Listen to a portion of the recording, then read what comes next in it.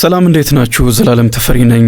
ማንቸስተር ዩናይትድ የአማካይ ስፍራ ተጫዋቾችን እያሰሰ ማኑ ኮኔ ላይ ደርሷል። አስቀድሞ ሁለት ተጫዋቾችን ለማስፈረም ተቃርቧል። የአንድሬ ሳንቶስ የሕክምና ምርመራውን አጠናቆ ዛሬ ይፋ እንደሚሆን ይጠበቃል። ካርል ዳርሎን የተባለውን የሊድስ ዩናይትድ ግብ ጠባቂንም በርግጥ እንደሚያስፈርም ተረጋግጧል። የአማካይ ስፍራ ሌሎች ተጫዋቾች ጥረቱንም ይቀጥላል። አስቀድሞ ኤደርሰንን ከአታላንታ ለማስፈረም መስማማቱ ይታወቃል። በቀጣይ የሕክምና ምርመራውን በካሪንግተን ካደረገ በኋላ የማንቸስተር ዩናይትድ ንብረት መሆኑ ይረጋገጣል። ምናልባት ይህንን ተጫዋች ከማንቸስተር ዩናይትድ ተጫዋችነት ሊያግደው የሚችለው በሕክምና ምርመራ ላይ ማንቸስተር ዩናይትድ ጥያቄ ካለው ብቻ ነው። በሕክምና ምርመራ ውጤቱ ላይ ጥያቄ ካለው ብቻ ነው ኤደርሰንን የማያስፈርመው። ከዛ ውጪ ግን ማንቸስተር ዩናይትድ ተጫዋቹን ለማስፈረም ከክለቡ ጋር በሁሉ ነገር ተስማምቷል። ቲም ቶክ ደግሞ ሶስተኛ ተጫዋች የሚያስፈርምበት እድል ከፍተኛ ነው። ኢኒዮስ የፈረንሳዩን ኮከብ አማካይ ማኑ ኮኔን ለማስፈረም እየተመለከቱ ነው ብሏል። 50 ሚሊዮን ፓውንድ አካባቢ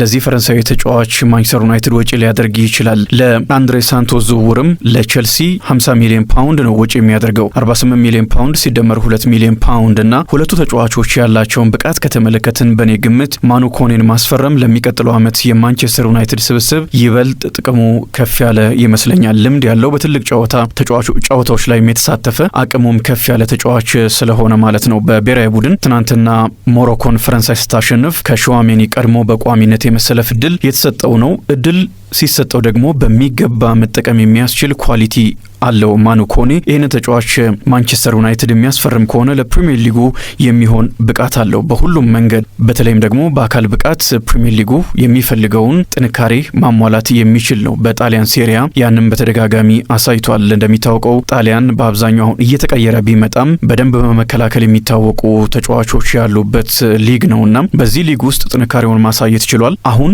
ይበልጥ አካል ብቃትን የሚፈትን ሊግ ላይ ነው የሚመጣው። ያ ይታወቃል። የእንግሊዝ ፕሪሚየር ሊግ በዛ ነው በዋናነት የሚታወቀው። ለዚህ ሊግ የተሰራ አይነት ተጫዋች ነው ማኑ ኮኔ። ብዙ ብቃቶችም አሉት። ቲም ቶክ ሮማ ይህንን ተጫዋች የመሸጥ ግዴታ ውስጥ ነው ብሏል።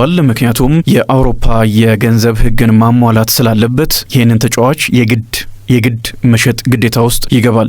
እሱ ባይሆንም ሌሎች ተጫዋቾችን ሊሸጥ ይችላል። ግን ደግሞ ማኑ ኮኔ ከሮማ ጋር የመለያየት ፍላጎት ስላለው እና ደግሞ የፋይናንሻል ችግሩንም ሊፈታ የሚችለው አንደኛው ተጫዋች ማኑ ኮኔ ስለሆነ ከማንቸስተር ዩናይትድ የሚያገኘውን ቀጥታ ገንዘብ ለዛ መጠቀም የሚያስችል ስለሆነ ፊቱን ወደ ፈረንሳዊ አማካይ ያዞራል። በጣሊያን ሴሪያ ያለፈው ዓመት በጣም አሪፍ ነበረ። ከዓለም ዋንጫው መጀመር አስቀድሞ አርሰናል ከዚህ ተጫዋች ጋር ስሙ በስፋት ሲያያዝ ነበረ እንደምታስታውሱትና ከ40 ሚሊዮን ፓውንድ በላይ ነበረ ብዙ መገናኛ ብዙሃን የዝውውር ዋጋውን ሲጠቅሱ የነበሩት። አሁን ግን ምናልባት ከዓለም ዋንጫው አስደናቂ ብቃት በኋላም ሊሆን ይችላል ቲም ቶክም እስከ 50 ሚሊዮን ፓውንድ ድረስ ጠቅሷል። ገና 20ዎቹ አጋማሽ ላይ እድሜው ስለሆነ ማንቸስተር ዩናይትድ ቢያስፈርመው ለቀጣይ በርከት ላሉ አመታቶች በሚገባ መጠቀም ይችላልና እኔ እንደ ትልቅ ፈራሚ ነው የምመለከተው ማንቸስተር ዩናይትድ ማኑ ኮኔን የሚያገኝ ከሆነ። ዩናይትድ አሁን ባለው ደረጃ አማካይ ስፍራ ላይ ተጫዋቾችን ይፈልጋል። አምናም ይፈልግ ነበረ። ያውም ደግሞ በመጨረሻ አመቱ ምርጥ ብቃት እያሳየ የነበረው ካዜሚሮንም ይዞ የማንቸስተር ዩናይትድ ደጋፊዎች አንድ አመት ቆይልን እያሉ እንዲለምኑት ያደረገ አስደናቂ ብቃት ያሳየው ካዜሚሮ ነበረ። ኦጋርቴ ብዙ ችግር ቢኖርበትም ከፍ ባለ ገንዘብ ነው ከፓሪስ ሰን ጀርማ የመጣው። ዩናይትድ ሊሸጠው ፍላጎት ነበረው፣ ግን በዓለም ዋንጫ ላይ ተጎድቶ ለረጅም ሳምንት ወራት ወደ ሜዳ አይመለስም። ይህ ዩራጓይ የተከላካይ አማካይና እንደዚህ አይነት ተጫዋቾችም እያሉ የአማካይ ስፍራ ተጫዋቾችን ማንቸስተር ዩናይትድ ይፈልግ ነበረ። አሁን ደግሞ ኦጋርቴ ተጎድቶ ካዜሚሮ ወጥቶ እነዚህን ተጫዋቾች በተለይ ደግሞ ካዜሚሮን የሚተካ ተጫዋች እስካሁን ድረስ አስፈርሟል ብዬ አላስብም። ተስፋ ያላቸው ተጫዋቾች የስኳር ተጫዋችም አስፈርሟል ወይም ለማስፈረም ተቃርቧል። አንድሬ ሳንቶስ ለቀጣይ ጊዜ ተስፋ ያለው ተጫዋች ነው። 22 ዓመቱ ነው። በደንብ ሊያድግ የሚችል ታለንት እንዳለው ተሰጥኦ እንዳለው በሚገባ ተመልክተናል። አምናም ከ40 በላይ ጨዋታዎችን ለቼልሲ አድርጓል። በእርግጥ አብዛኞቹን በቋሚነት የጀመራቸው ጨዋታዎች አይደሉም፣ ግን ደግሞ የመሰለፍ እድልን አግኝቷል። እሱ በሚፈልገው ልክ በቋሚነት ባይሰለፍም ወደ ዓለም ዋንጫውም የመጓዝ ፍላጎት ነበረው ብራዚል ብሔራዊ ቡድን ጋር፣ ግን በተደጋጋሚ በቼልሲ መለያ ጨዋታዎችን አላማ ያድረጉን ተከትሎም ወደ አንቸሎቲ ስብስብ መቀላቀል አልቻለም። ስለዚህ ወደ ማንቸስተር ዩናይትድ ሲያመራ በቋሚነት የመሰለፍን እድልም ፍለጋ ነው። ግን በርሱ ማንቸስተር ዩናይትድ ከአርሰናል፣ ከማንቸስተር ሲቲ፣ ከሊቨርፑል አሁን ቶተናም ካስፈረማቸው የአማካይ ስፍራ ተጫዋቾች ጋር እንኳን ታግሎ ጨዋታዎችን ማሸነፍ ይችላል ወይ የሚል መሰረታዊና ግዙፍ ጥያቄ እየተነሳ ይገኛል። እኔም ለቀጣይ ዓመታት ሊሆን ይችላል አንድሬ ሳንቶስ ግን በሚቀጥለው ዓመት ማንቸስተር ዩናይትድን በሚያስበው ልክ በፕሪሚየር ሊጉም በቻምፒየንስ ሊጉም ያሳትፋል ያወዳድራል የሚል እምነት የለኝም። ማንቸስተር ዩናይትድ 2028 ላይ ነው በርግጥ እቅድ ያለው የእንግሊዝ ፕሪሚየር ሊግ ዋንጫን የማሸነፍ። ያኔ ከክለቡ ጋር አንድ ዓመት ተጫውቶ የተሻለ ልምድ አግኝቶ ሊደርስ ይችላል። ቀጣይ ዓመት ግን የዩናይትድ ደጋፊዎች በደንብ ተስፋ ካላቸው የዋንጫ የማግኘት ያንን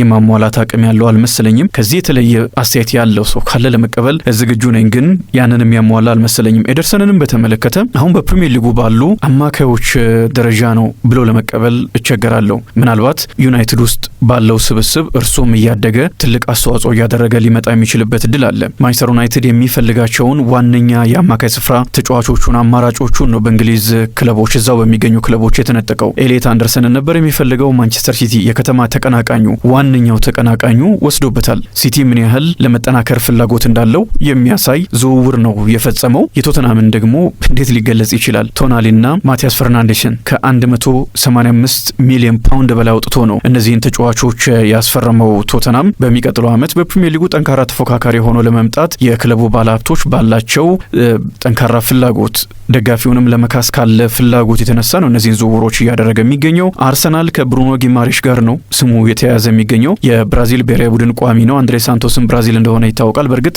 ይሄ ማነጻጸሪያ ሙሉ ምስሉን ይሰጣል ብዬ አይደለም፣ ግን ያው ልዩነታቸውን ለማሳየት ስለሚጠቅም ነው። በፕሪሚየር ሊጉ በኒውካስል ዩናይትድ በርከት ያሉ ጨዋታዎችን ያደረገ ዋነኛ ተጫዋች ያለ ጉዳት 3-4 ዓመታትን የተጫወተ ተጫዋች ነው። 28 ዓመቱ ነው። ልምድ አለው። ቀድሞ በነበረው የአማካይ ክፍል ጥንካሬ ላይ ነው አርሰናል ይህንን ተጫዋች የሚጨምረው። የሚያስፈርመው ከሆነ ዴክላን ራይስን የመሰለ ጥራት ያለው አማካይ ተጫዋች አለው። ዙቢሜንዲ የመጨረሻዎቹ ጨዋታዎች ላይ ከነችግር ቢያጠናቅቅም በጣም አሪፍ አማካይ ነው።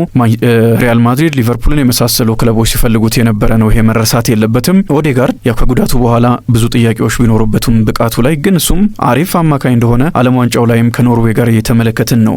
በደንብ የአካል ብቃቱ ሲመለስለትና ከዛ የጉዳት ታሪክ ከዛ ጉዳት ስሜት ሲርቅ አሪፍ ሊሆን እንደሚችል መገመት እንችላለን። እነዚህ ላይ ነው አሁን ጊማሬሽ የሚመጣው። በዛ ላይ ደግሞ የአውሮፓ ቻምፒየንስ ሊግ ፍጻሜን ለመጫወት እስኪመረጥ ድረስ መታመንን ያገኘው ሉዊስ ስኬሊም አለ። እነሱ ላይ ጊማሬሽ ሲጨመር የአርሰናል አማካይ ክፍል የሻምፒዮኑ የአማካይ ክፍል ላይ ይበልጥ ጥንካሬን እንደሚሰጥ ግልጽ ነው። ቼልሲም ተጫዋቾችን ይፈልጋል። አስቀድሞም ቢሆን ኢንዞ ፈርናንዴዝ፣ ካይሴዶን የመሳሰሉ አማካዮች አሉ። ከነዚህ ጋር በኤደርሰን አንድሬ ሳንቶስ እንዴት ሊፎካከር ይችላል የሚል ጥያቄ ሊነሳ ይችላል። ብሩኖ ፈርናንዴሽ አለ፣ አሪፍ አማካይ የፕሪሚየር ሊጉ የዓመቱ ምርጥ ተጫዋች። እሱ ላይ ነው እነዚህ ተጫዋቾች የሚደመሩት። ግን ደግሞ ከሌሎች ክለቦች ዝውውሮች አንጻር እንዴት ትመለከቱታላችሁ? ይሄ የአብዛኞቹ ሰዎች ጥያቄ የደጋፊዎቹም ጭምር ጥያቄ ይመስለኛል። በደንብ ሊመለስ የሚገባው ጥያቄ ነው። እንመለከታለን ቀጣይ ማንን ሊያስፈርም ይችላል። ማኑ ኮኔን ግን የሚያመጣ ከሆነ ይህንን ክፍተት ይፈርማል፣ ይህንን ክፍተት ይሸፍናል ብዬ ነው የማስበው። በጣም አሪፍ ዝውውር ይሆናል። ትናንት ምሽት የሚያስገርም አቋም ነው የ25 ዓመቱ ፈረንሳዊ ያሳየው። 37 ጨዋታዎችን አምና ከሮማ ጋር በሁሉም ውድድሮች አድርጓል። የማጥቃት ቁጥሮቹ ትንሽ አነስ ያሉ ናቸው። 3 ጎል የሆነ ኳስ አቀብሎ 2 ጎል አስቆጥሯል። ይሄ ቁጥር ትንሽ ነው፣ ግን ወደ ማንቸስተር ዩናይትድ ሲመጣ ከዚህ ስብስብ ጋር ይበልጥ ከፍ ሊል እንደሚችል መገመት እንችላለን። ቹዋሜኒን ሪያል ማድሪድ በዛው በቤርናቢው እንደሚያቆየው አሁን ተረጋግጧል። ውሉን ለማደስ ተስማምቷል። ጆዜ ሞሪኒዮም ይህንን ተጫዋች እንደሚፈልጉት አረጋግጠዋል። በዛው ይቆያል። ቫልቬርዴንም ቹዋሜኒንም ይፈልጉታል ተብሏልና ሌሎች አማራጮችን ማየት ካለበት አሁን እንደ ቲምቶክ መረጃ ማንቸስተር ዩናይትድ ፊቱን ወደ ማኑ ኮኔ ያዞሯል። ለኔ ትክክለኛ ምርጫ ነው ብዬ ነው የማስበው። አሌክስ ስኮትንም ከዛው ከቦርማውዝ ቢያስፈርም የፕሪሚየር ሊግ ልምድ ያለው ተጫዋች ስለሆነ ዩናይትድን አሁን ካስፈረማቸው ተጫዋቾች በላይ የሚጠቅም ሊሆን ይችላል። ምን ትላላችሁ? አስተያየቶቻችሁን እጠብቃለሁ።